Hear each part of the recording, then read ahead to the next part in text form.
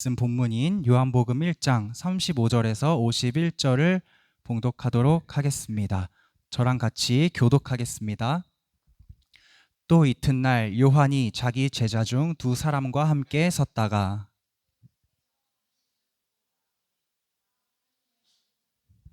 두 제자가 그의 말을 듣고 예수를 따르거늘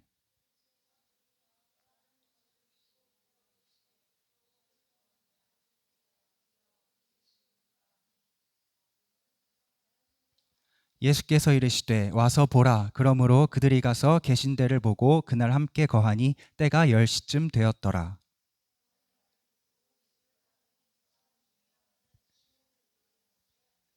그가 먼저 자기의 형제 시몬을 찾아 말하되 우리가 메시아를 만났다 하고, 메시아는 번역하면 그리스도라.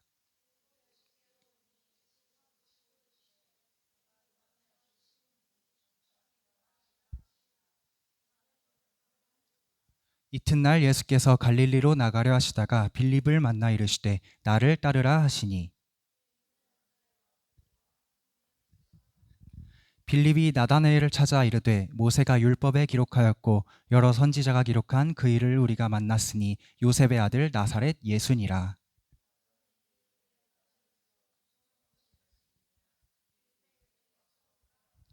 예수께서 나다나엘이 자기에게 오는 것을 보시고 그를 가리켜 이르시되 보라, 이는 참으로 이스라엘 사람이라. 그 속에 간사한 것이 없도다.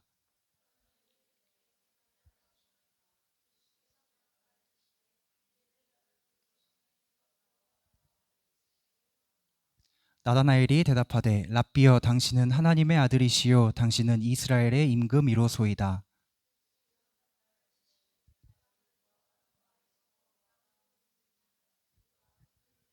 함께 읽겠습니다. 또 이르시되 진실로 진실로 너희에게 이르노니 하늘이 열리고 하나님의 사자들이 인자 위에 오르락 내리락 하는 것을 보리라 하시니라. 아멘. 자, 전사님 이거 좀 가지고 올게요.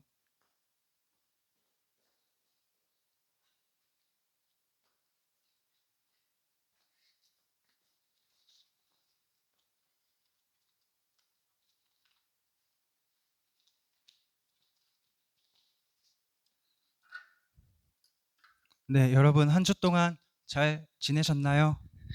잘 지내신 분 손 들어보세요. 하나, 둘, 셋. 네, 다 잘 지내셨네요. 감사합니다. 시연아 반가워. 네. 오늘 남자친구들이 무슨 일이 있었나, 짜고 안 왔나, 못 왔네요. 오늘 아주 중요하고 또 정말 전하고 싶은 말씀인데, 그리고 여러분 아시다시피 저번 주부터 한 달 동안 저의 설교에 성경 퀴즈 대회 내용이 출제되는 거 알고 계시죠? 네. 남자팀 어떡하죠? 중래쌤이 잘 전달해 주세요. 네, 알겠습니다. 오늘 말씀은요, 여러분 읽으신 것처럼 제자들을 부르시는 예수님에 대한 얘기가 이제 시작이 됩니다. 우리가 지난주까지는 이제 공생애를 괜찮아요. 공생애를 시작하시기 전에 예수님께서 마귀에게 시험을 받으시는 얘기를 우리가 살펴보았습니다. 세 가지 시험을 말씀으로, 이 하나님의 말씀으로 이겨내신 예수님께서 이제 본격적으로 이 땅에서의 사역을 시작하시는데, 자, 가장 먼저 하신 일이 무엇인가 오늘 보니까 함께 할 사람들을 모아서 공동체를 꾸리는 것을 가장 먼저 하시는 것을 보게 됩니다.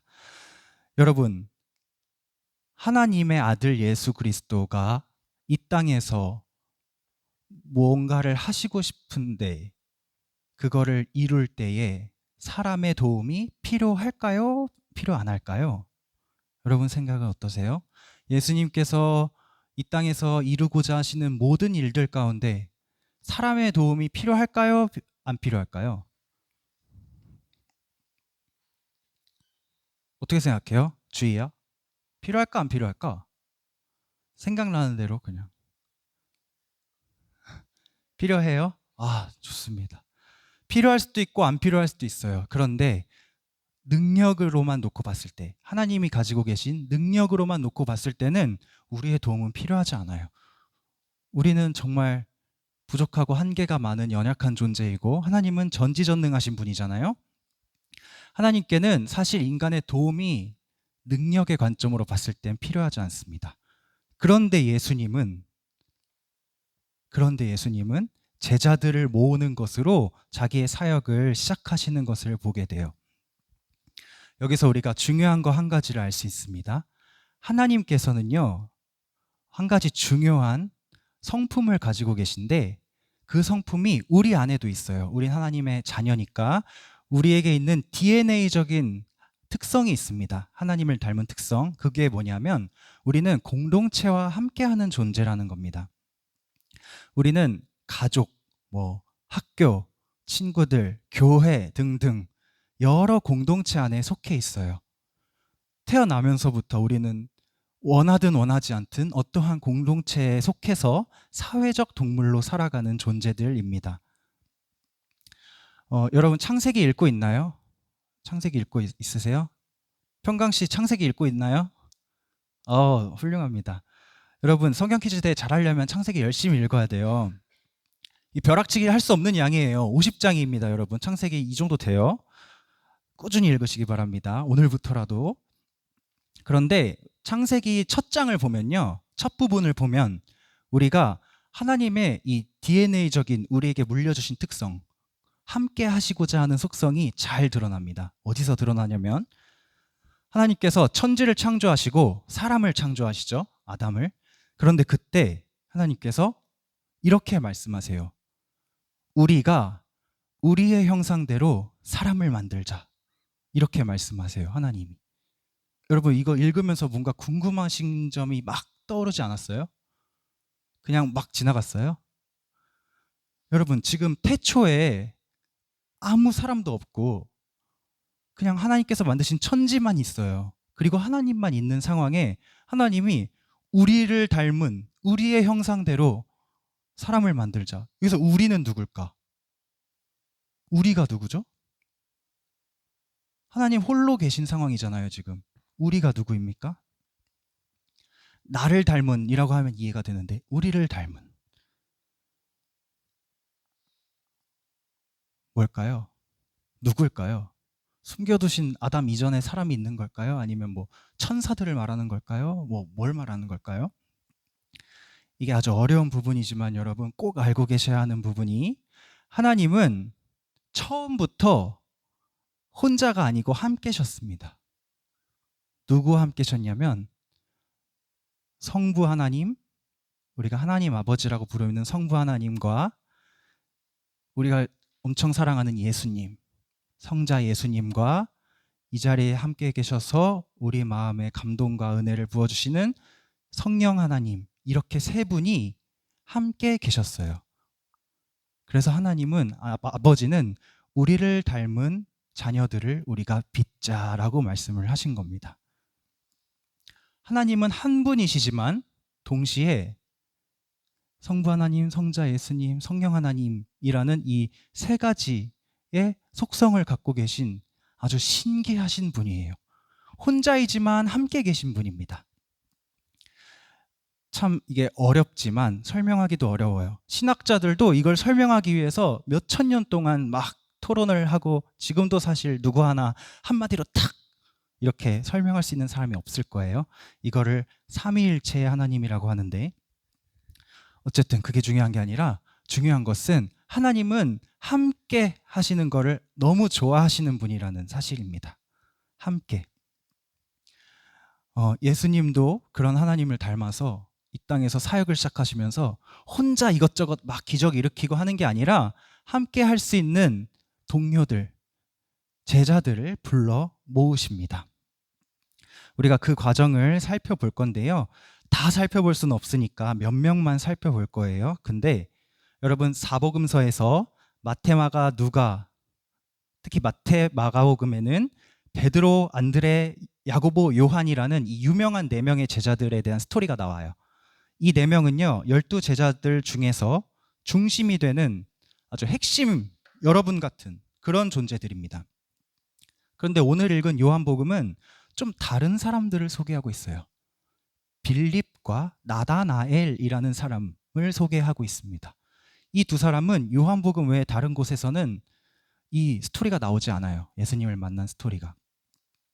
그런데 저는 복음서를 여러분과 나누기 위해서 읽으면서 이상하게 이 요한복음에 있는 빌립과 나다나엘이 자꾸 눈에 들어오고 마음에 감동이 생겨서 이 이야기를 여러분과 나누려고 합니다.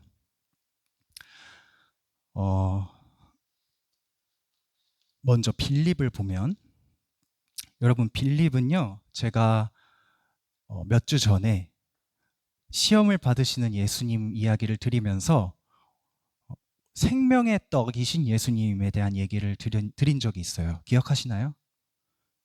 생명의 떡. 기억하시는 분 손 들어보세요. 하나, 둘, 셋. 네, 제가 살짝 다시 설명을 해드릴게요. 우리 오병이어의 기적 아시죠? 보리떡 5개, 물고기 2마리로 10,000명이 되는 사람들, 5,000명이 넘는 사람을 예수님께서 먹이신 일이었는데, 그때 예수님이 이제 많은 사람들을 앞에 두고 말씀을 가르치시다가 날이 저물어 저녁이 돼서 제자들에게 말씀하셨죠. 얘들아, 우리가 이 사람들을 좀 먹여야겠는데 어떻게 밥을 먹이면 좋을까? 특히 빌립을 콕 집어서 말씀하셨죠. 빌립아, 우리가 어디서 떡을 사서 이 사람들을 먹일까? 그때 빌립이 이렇게 대답했었습니다. 예수님, 선생님, 모든 사람에게 다 걷어도 200데나리온의 떡이 부족합니다. 200데나리온은 제가 2천만 원이 넘는 금액이라고 말씀드렸죠. 그러니까 이런 얘기예요. 예수님, 이 많은 사람들을 지금 어디서 어떻게 음식을 사서 먹입니까? 이상한 소리 하지 마세요. 그냥 보내시죠. 라는 마음이 담겨 있는 말이에요. 근데 그 앞에서 예수님이 오병이어의 기적을 베푸셨었죠. 그때 등장한 빌립이 오늘 이 빌립이에요. 이 빌립이 예수님을 처음 만나는 이야기를 우리가 보고 있는 겁니다. 어떻게 만났냐? 특이해요, 빌립은. 다른 제자들은 자기가 예수님을 찾아갑니다. 특히 이 요한복음을 쓴 요한이나 아니면 안드레 같은 사람은요, 원래 세례 요한의 제자였어요. 그런데 세례 요한이 야, 얘들아, 나를 따르지 말고 저분을 따라. 저분이 하나님의 아들이고 진짜 이 세상의 모든 죄를 지고 가는 어린 양이셔. 너의 참 스승이셔. 라고 말을 해줘서 이제 요한과 안드레는 예수님을 따르는 제자가 됩니다. 다른 제자들도 마찬가지예요. 예수님께 다가왔어요, 먼저. 그런데 이 빌립만은 예수님이 먼저 가서 너 나 따라 이렇게 말씀하신 제자입니다. 빌립이 어떤 사람이냐?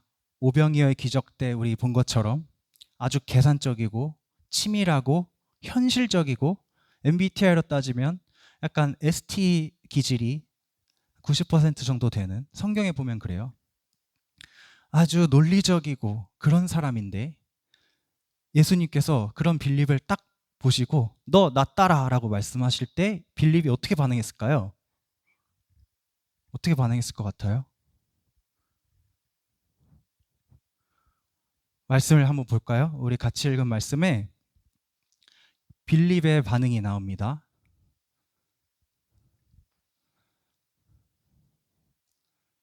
네, 다음 넘겨주세요. 네, 여기서 43절에 보면 예수께서 갈릴리로 나가려 하시다가 빌립을 만나 이르시되 나를 따르라 하니 빌립은 안드레와 베드로 한 동네 베세다 사람이라. 빌립이 나다나엘을 찾아 이르되 모세가 율법에 기록하였고 여러 선지자가 기록한 그 일을 우리가 만났으니 요셉의 아들 나사렛 예수니라. 빌립이 예수님의 말 한마디에 그를 따르기로 마음을 먹고 이렇게 친구 나다나엘을 찾아가서 이야기합니다. 나다나엘, 내가 모세가 율법에 기록하였고 여러 선지자가 기록한 그분 메시아, 우리의 구원자를 만났어. 이렇게 이야기합니다. 어떻게 된 일일까요, 여러분? 빌립은 정말로 계산적이고 논리적인 사람인데 예수님의 나를 따르라는 말 한마디에 그를 메시아로 구원자로 고백하고 친구에게 찾아가서 같이 우리 예수님께 가자 전도하고 있어요. 일단 빌립의 스토리 여기까지 보고 이따 나중에 돌아오도록 하고, 그럼 이 나다나엘을 좀 보겠습니다. 나다나엘은 빌립의 친한 친구입니다. 둘이 친구 사이예요. 근데 둘이 성향이 아주 비슷합니다. 현실적이고 논리적이고 ST 90% 둘 다 비슷한 친구들인데, 나다나엘이 빌립이 막 뛰어와서 얘기해요. 야야야, 나 메시아 만났어. 그러니까 나다나엘이 누군데? 그러니까 빌립이 요셉의 아들 나사렛 예수란 사람이야. 나다나엘이 이르되 나사렛에서 무슨 선한 것이 날 수 있겠어. 나사렛은 동네 이름이거든요. 어떤 동네냐면 시골이고요. 가난하고 변두리, 별 볼 일 없는 동네예요. 나사렛은. 영종도, 부평과 비교했을 때 영종도 같은 거죠. 그러니까 영종도에서 무슨 선한 것이 날 수 있겠어, 이런 느낌이에요. 빌립이 아주 냉소적인 반응이죠. 그래서 빌립이 말합니다. 그냥 와서 한번 봐. 와서 한번 보면 알아. 나다나엘이 빌립이 어떤 성격인지 잘 알잖아요. 친구니까. 근데 얘가 지금 거의 반 미친 상태로 눈이 헷가닥해서 이런 애가 아닌데 메시아를 만났다고 와서 보라고 막 하니까 신기하기도 하고, 얘가 왜 이러지? 이런 마음으로 갑니다. 예수님께로. 그래, 한번 가보기나 하자 하고 가요. 가는데 예수님께서 멀리서 자기에게 다가오는 나다나엘을 보시고 이렇게 말씀하십니다. 47절에 예수께서 나다나엘이 자기에게 오는 것을 보시고 그를 가리켜 이르시되 보라, 이는 참으로 이스라엘 사람이라, 그 속에 간사한 것이 없도다. 아직 나다나엘과 한마디 말도 나누지 않았는데 예수님께서 나다나엘에게 이렇게 말씀하세요. 이는 참으로 이스라엘 사람이라, 그 속에 간사한 것이 없도다. 여러분, 이게 무슨 말일까요? 이게 무슨 말일까요?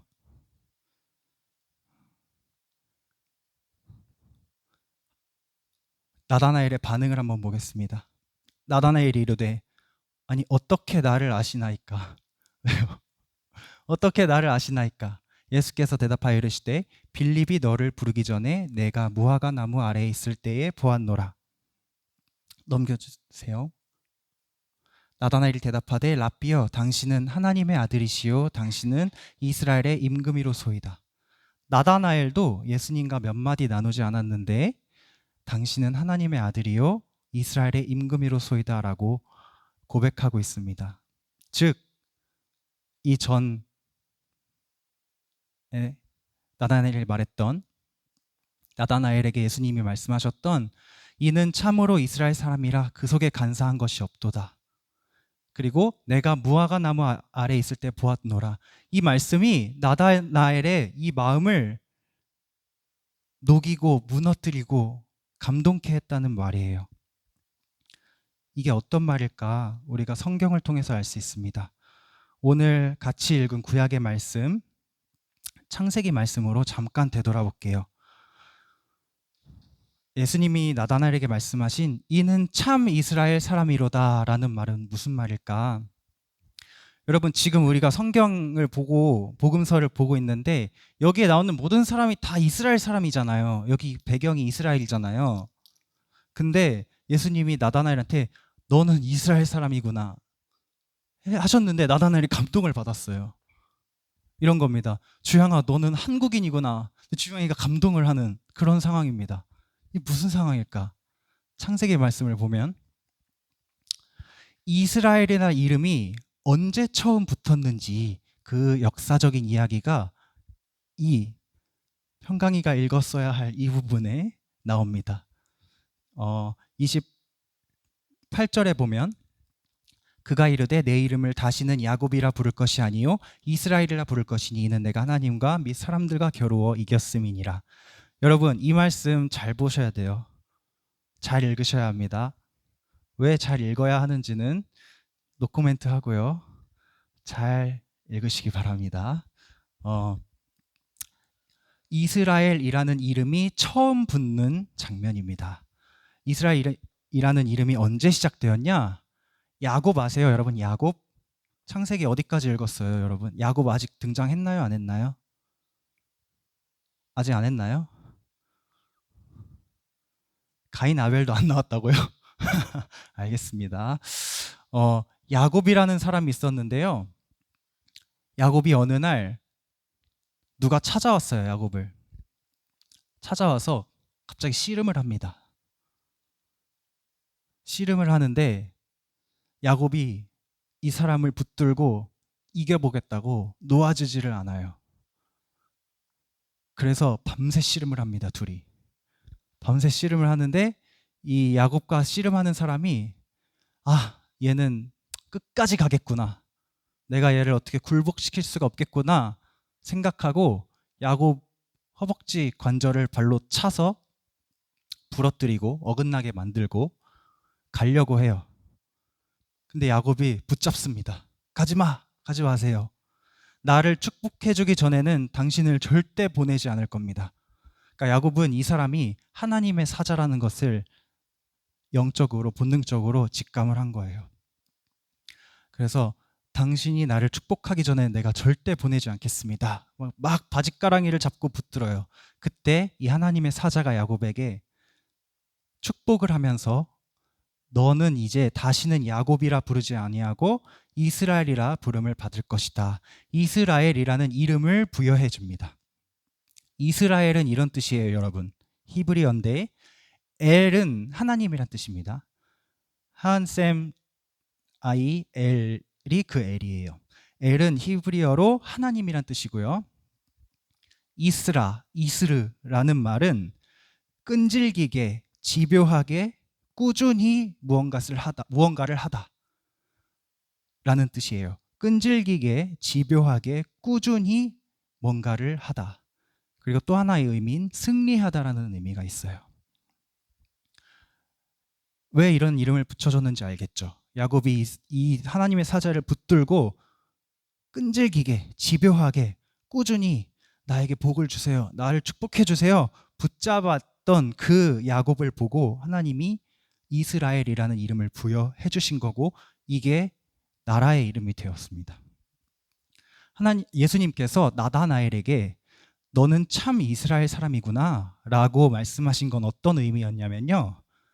나다나엘은 지금 빌립과 비슷하게 이 이스라엘의 나라꼴이 로마의 압제 아래서 말이 아니었어요. 가난하고 억눌리고 자유가 없고 세금도 40%나 떼가는 이 더러운 로마, 이 나쁜 로마 지배 아래에서 아주 힘든 삶을, 억압된 삶을 살아가고 있는 자신의 이 환경과 처지를 봤을 때에 답이 없다. 내가 살아가는 이 세상 기쁨도 없고 답도 없고 희망도 소망도 없다. 이런 부정적이고 회의적인 냉소적인 태도를 가지고 살아가고 있었어요. 빌립과 나다나엘 둘 다 마찬가지입니다. 그런데 나다나엘의 마음속 깊은 곳에는 하나님께서 모세를 통해서 주신 율법과 이 하나님의 말씀, 성경, 예언자들의 그 예언을 통해서 약속하신 구원자, 메시아. 여러분, 메시아는 구원자란 뜻이에요.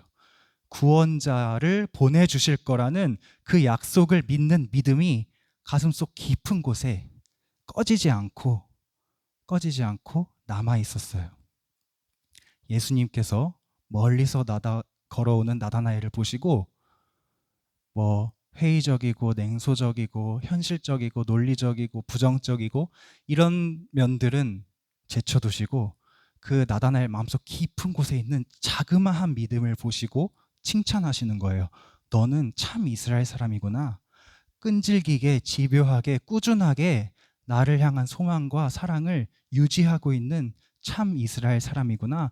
너의 마음엔 간사한 것이 없구나. 이렇게 칭찬하시는 겁니다. 그런데 나다나엘은 그 말을 듣고 나 그런 사람 아닌데? 나 되게 냉소적이고 되게 좀 부정적이고 회의적으로 지금 살아가고 있는 상황인데 뭘 보고 나를 그렇게 칭찬하시는 거지? 라는 의미로 물어보는 거예요. 나를 어떻게 나를 어떻게 아십니까? 이렇게 예수님께 묻죠. 근데 예수님이 이렇게 말씀하세요. 내가 무화과 나무 아래 있을 때 내가 너를 봤어.